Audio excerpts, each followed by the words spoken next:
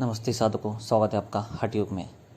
आज विषय होगा सांख्य शास्त्र और योग शास्त्र दोनों से तत्व की प्राप्ति और सिद्धियों की प्राप्ति, और दोनों अलग है या एक ही है। तो चलिए शुरू करते हैं। सांख्य शास्त्र के प्रवर्तक महर्षि कपिलाचार्य ने अपने सूत्रों में मनोविज्ञान का जो सुंदर निरूपण किया है, उसके लिए सभी भारतीय दर्शन शास्त्र उनके ऋणी हैं। महर्षि कपिल देव कहते हैं कि किसी बाहरी वस्तु को प्रत्यक्ष करने के लिए निम्नलिखित कारणों की अपेक्षा होती है।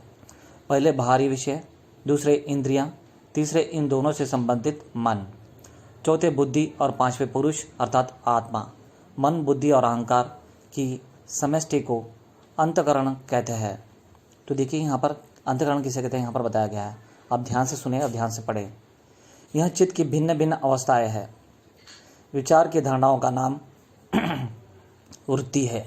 तो देखिए वृत्ति किसे कहते हैं, योग और सांख्य शास्त्र में विचार की धारणाओं का नाम है वृत्ति। तो आगे इस तरह बताया गया है, जगत का प्रत्येक पदार्थ स्वभावतः अज्ञात एवं अज्ञेय है।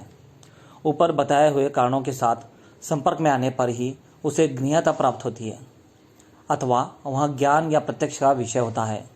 जिस प्रकार किसी सरोवर में पत्थर आदि फेंकने से उसमें लहरें और तरंगें उठने लगती है, उसी प्रकार बाहरी विषयों को इंद्रियों तथा मन के साथ संयोग होने पर विचारों की अनेक लहरें उठने लगती है।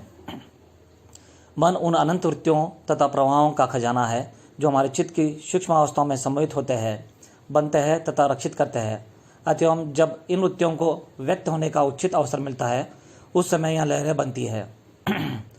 बाहर से तथा भीतर से आने वाले संकेत ही इन लहरों के बनने के कारण होते हैं। तो देखिए लहरें मन में कैसे उठती है, वृत्तियाँ कैसे उठती है चित्त में, और उनके कारण क्या है, यहाँ पर बताया गया है। और साधकों, मैं चाहता हूँ कि आप इसे बहुत ध्यान से सुने। और ये सिर्फ 11 मिनट का वीडियो नहीं है, आगे मुझे और इसके आपको उत्तर प्रश्न करने होंगे कमेंट्स में। तो आगे बढ़ते हैं। इस योग में स्थूल शरीर से लेकर सूक्ष्म कारण, महाकारण और फिर अति महाकारण देह तक सब देहों की पंचीकरण की दृष्टि से तथा व्यक्तिरेक और अन्वय से आत्मा से भिन्नता सिद्ध करते हैं। और चित्तवृत्ति का लय करते हुए ज्ञान की जो 7 भूमिकाएं पार करनी पड़ती है, वह इस प्रकार है। शुभेच्छा अर्थात विवेक वैराग्य की स्थिति, पहले स्थिति।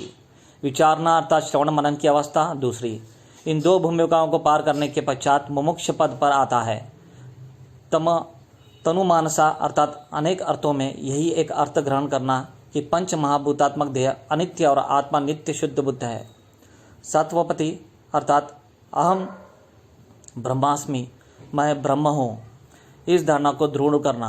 तो देखिए यहाँ पर कौन से धारणा है, कौन से वृत्तियों को सिद्ध करना है, सांख्य शास्त्र में विस्तार से कहा गया है, जो कि योग शास्त्र का ही अंग है। यानी कि यूं कहिए योग शास्त्र प्रैक्टिकल है, सांख्य शास्त्र ज्ञान है, थियरी है। तो यहाँ पर आगे बताते हैं, सत्वपति अर्थात अहम ब्रह्मास्मि, मैं ब्रह्म हूँ, इस धारणा को दृढ़ करना। असंशक्ति अर्थात नाना विधि सिद्धियों की ओर से अनासक्ति, यानी कि जो सिद्धियाँ प्राप्त होती है उनसे अनासक्ति। पदार्थ भावनी अहम ब्रह्मास्मि भी तो एक अहम वृत्ति ही है, अतः इसका भी लय करना। तुर्यगा अर्थात आत्मस्वरूप से ना उठना। इन 7 भूमिकाओं को पार करते हुए विक्षिप्तता, गतावता, संश्लिष्टता और शुलिता, इन 4 अवस्थाओं में तथा लय, विक्षेप, कषाय और रसस्वाद, इन 4 विघ्नों को लांघ कर केवल निरालंब स्थिति में तल्लीन होकर रहना। अहमता व ममता को नष्ट करके परमात्मा में एक भाव से स्थित होना ही सांख्य योग है। तो देखिए यहाँ पर विस्तार से बताया गया है कि सांख्य क्या है और सांख्य योग अर्थात सांख्य दर्शन क्या है। ये 6 दर्शन शास्त्र में से एक दर्शन शास्त्र है सांख्य योग, जो कि योग का ही आप थियरी समझ लीजिए। महर्षि वशिष्ठ ने राजा जनक को उपदेश देते हुए सांख्य क्या इस प्रकार वर्णन किया है कि यह विचार प्रधान दर्शन है, यानी कि ज्ञान दर्शन है। हे राजन, प्रकृतिवादी विद्वान मूल प्रकृति को अव्यक्त कहते हैं, जिससे दूसरा तत्व प्रकट हुआ उसे महत तत्व कहते हैं। महत तत्व से अहंकार नामक तीसरे तत्व की उत्पत्ति हुई। अहंकार से सूक्ष्म भूतों की 5 तन्मात्राएं, जिसमें शब्द, स्पर्श, रूप, रस और गंध प्रकट हुई है। इन 8 को प्रकृति कहते हैं। इनसे 16 तत्व की उत्पत्ति होती है, जिन्हें विकार या विकृति कहते हैं। 5 ज्ञानेंद्रिय, 5 कर्मेंद्रिय, 11वां मन और 5 स्थूलभूत, यही 16 विकार है। तो देखिए यहाँ पर प्रकृति किसे कहते हैं, विकृति किसे कहते हैं, विकार क्या है, वो सभी यहाँ पर बताया गया है। सृष्टि क्या है, सृष्टि कैसे उत्पन्न हुई है, पूरा डिटेल में यानी कि संक्षिप्त में पूरा बताया गया है इस सांख्य योग में, सांख्य दर्शन में, सांख्य शास्त्र में। सांख्य शास्त्र के विद्वानों का यही मत है, यही कहना है कि आत्मा यानी कि जीवात्मा अलग है, प्रकृति अलग है और परमात्मा अलग है। यहाँ प्रकृति और उसके विकार ही सांख्य शास्त्र के 24 तत्व है। देखिए सांख्य शास्त्र के 24 तत्व यहाँ पर बताए गए, जो मैंने आपको पहले ही बताया है। जो तत्व जिससे उत्पन्न होता है उसका उसी में लय भी होता है। प्रकृति परमात्मा के सन्निधान से अनुलोम क्रम के अनुसार तत्वों की रचना करती है, अर्थात प्रकृति से महत्तत्व, महत्तत्व से अहंकार, अहंकार से सूक्ष्मभूत आदि के क्रम से सृष्टि होती है, परंतु उनका संहार विलोम क्रम से होता है, अर्थात पृथ्वी का जल में, जल का तेज में, तेज का वायु में लय होता है। इसी तरह सभी तत्व अपने अपने कारण में लीन होते हैं। जैसे समुद्र में उठी लहरें फिर उसी में शांत हो जाती है, उसी तरह संपूर्ण तत्व अनुलोम क्रम से उत्पन्न होकर विलोम क्रम से लीन हो जाते हैं। तो देखिए यहाँ पर सृष्टि का क्रम कैसा है, कैसा सृष्टि उत्पत्ति हुई है और वो कैसे नाश होगी, यानी कि कैसे सृष्टि का विनाश हो जाएगा, तो वो क्रम भी यहाँ पर सांख्य दर्शन में बताया गया है। तो बहुत ही तात्विक, बहुत ही ज्ञानवर्धन यहाँ पर दिया गया है। तो जगत की उत्पत्ति और उसी में उसका लय हो जाता है। इतना ही सृष्टि और प्रलय का विषय है। तत्ववेत्ता पुरुष को इसी प्रकार प्रकृति के एक तत्व और नाना तत्व का ज्ञान प्राप्त करना चाहिए। प्रलय काल में तो वहाँ एक रूप में रहती है और सृष्टि के समय नाना रूप धारण कर लेती है। इसी तरह पुरुष भी प्रलय काल में एक ही रूप में रहता है, किंतु सृष्टि के साथ प्रकृति को प्रेरित करने के कारण उसकी ही अनेकता से वहाँ स्वयं भी अनेक सा प्रतीत होता है। तो देखिए यहाँ पर बताया गया है पुरुष क्या है, कैसा अनेकता प्रतीत होता है। परमात्मा ही प्रकृति को नाना रूप में परिणित करता है। प्रकृति और उसके विकार को क्षेत्र कहते हैं। तो यहाँ पर देखिए क्षेत्र और क्षेत्रज्ञ जो भगवद्गीता में भी बताया गया है, तो यहाँ पर क्या है वो बहुत ही संक्षिप्त में बताया गया है। प्रकृति और उसके विकार को क्षेत्र कहते हैं। 24 तत्वों से भिन्न जो यानी कि यहाँ पर बताया गया है कि जो 24 तत्व अभी हमने जो बताया है सांख्य शास्त्र में, उससे जो भिन्न 25वां तत्व है, जी हाँ यहाँ पर 25वां तत्व है, वह है महान आत्मा है। वह क्षेत्र में अधिष्ठाता रूप से निवास करता है। समस्त क्षेत्रों का अधिष्ठान होने के कारण ही उसे अधिष्ठाता कहते हैं। यहाँ अव्यक्त संज्ञक संपूर्ण क्षेत्रों को जानता है, यानी कि सभी को जानने वाला यहाँ स्वयं महान आत्मा है, इसलिए वह क्षेत्रज्ञ कहलाता है और प्रकृति शरीर में अंतर्यामी रूप से प्रविष्ट है, अतएव पुरुष का नाम धारण करता है। वास्तव में क्षेत्र अन्य वस्तु है और क्षेत्रज्ञ अन्य। क्षेत्र अव्यक्त प्रकृति है और क्षेत्रज्ञ उसका ज्ञाता 25वां तत्व आत्मा है। तो देखिए यहाँ पर कितना गहन बात बताई गई है सृष्टि और आत्मा, अनात्मा और परमात्मा को लेके पूरा विस्तार से ज्ञानवर्धक यहाँ बताया गया है। यही सांख्य दर्शन है।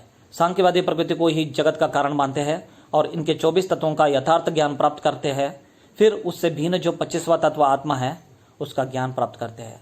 तो यहाँ पर देखिए पहले आपको प्रकृति का ज्ञान लेना है, कैसे उत्पन्न हुई, क्या है, उसका क्रम क्या है, उसके बाद आत्मा का आपको प्राप्त ज्ञान कर लेना है। जिस समय पुरुष अपने को प्रकृति से भिन्न जान लेता है उस समय वहाँ केवल ब्रह्म रूप में स्थित हो जाता है। जो इसे इस प्रकार जान लेता है या जान लेते हैं वह समत्व रूप ब्रह्म को प्राप्त हो जाते हैं। तो देखिए यहाँ पर ब्रह्म को कैसे प्राप्त हो जाते हैं, वहाँ ज्ञान यहाँ पर बताया गया है। इसके अनुसार ज्ञान प्राप्त करने वालों की इस संसार में पुनरावृत्ति नहीं होती, यानी कि वो मोक्ष को प्राप्त हो जाते हैं, फिर से जन्म नहीं लेते। वे अविनाशी अक्षर भाव को प्राप्त होते हैं। जिनकी बुद्धि नानात्व का दर्शन करती है वे सम्यक सांख्य ज्ञान प्राप्त नहीं कर सकते। ऐसे लोगों को बारंबार शरीर धारण करना पड़ता है। संपूर्ण जगत को अव्यक्त कहते हैं और 25वां तत्व आत्मा उससे भिन्न है। जो उसे जानते हैं उनको आवागमन का भय नहीं रहता। तो यहाँ पर देखिए कैसे मोक्ष मिलेगी, कैसे आवागमन से छुटकारा मिलेगा। पुनरपि जनरम पुनरपि मनरम पुनरपि जनरम जठरे शयनम, हर बार जन्म लेना है, मरना है, हर बार गर्भ में आना है और जाना है। इससे कैसे मुक्ति होगी, इसमें यहाँ पर बताया गया है। ध्यान से सुने, पॉज करके देखे और सुने समझे। बुद्धिमान पुरुष जब यहाँ जान लेता है तो यहाँ प्रकृति मुझसे भिन्न है, तब प्रकृति का त्याग कर देने के कारण वह अपने शुद्ध रूप में स्थित होता है। उस समय वह प्रकृति से मिला हुआ प्रतीत होने पर भी वास्तव में उससे भिन्न दिखता जाता है। जब वह प्रकृत गुण समुदाय पर प्रीति नहीं रखता, उस समय दृष्टा के रूप में स्थित होकर परमात्मा के दर्शन पा जाता है और फिर उसका त्याग नहीं करता। जिस समय जीवात्मा को यहाँ विवेक हो जाता है, उस समय वहाँ यूँ पश्चाताप करने लगता है कि अज्ञान और मोह के वशीभूत होकर इतने समय तक मैं इस आसक्तिमय जड़ प्रकृति के साथ रमता गया। तो यहाँ पर देखिए, आपको जो वैराग्य भगवद गीता में बताया गया है, जो वैराग्य लाना, वो असल जो सही वैराग्य है वो यहाँ पर बताया गया है सांख्य दर्शन में। तो कितना नॉलेज, कितना गहन ज्ञान यहाँ पर बताया गया है इस सांख्य दर्शन में, जिससे एक योगी सहजता से तत्व दर्शन या आत्मदर्शन को प्राप्त कर, सहजता से सिद्धियों को प्राप्त कर, आगे बढ़कर स्वयं को प्राप्त कर लेता है।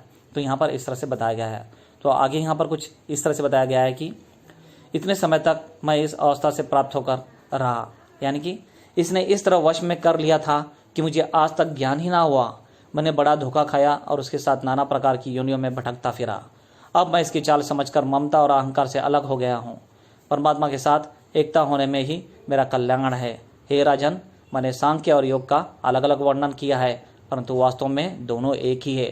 तो यहाँ पर देखिए, जनक ऋषि ने राजन से कहा कि आखिर में सांख्य और योग दोनों एक ही है, सिर्फ मैंने आपको इनका स्वरूप दिखाया है। सांख्य ज्ञान है तो योग उसका प्रैक्टिकल है। तो दोनों से आप सिद्धियों को प्राप्त करते हुए स्वयं आत्मा तत्व को प्राप्त कर सकते हैं और उस परमात्मा को प्राप्त कर मुक्ति या मोक्ष को सहजता से प्राप्त कर सकते हैं। तो एक सांख्य दर्शन पर था। अगर से आपको इसमें कुछ भी पसंद आया हो, कुछ भी अच्छा लगा हो, तो एक लाइक करना, शेयर करना, ताकि सभी को ही पता चले ज्ञान क्या है, अपना सांख्य दर्शन क्या है भारत का। और कुछ भी आपको पूछना हो, कुछ भी नहीं समझ में आया तो ज़रूर मुझे पूछे कमेंट्स में, आपको तुरंत उत्तर मिल जाएगा। धन्यवाद।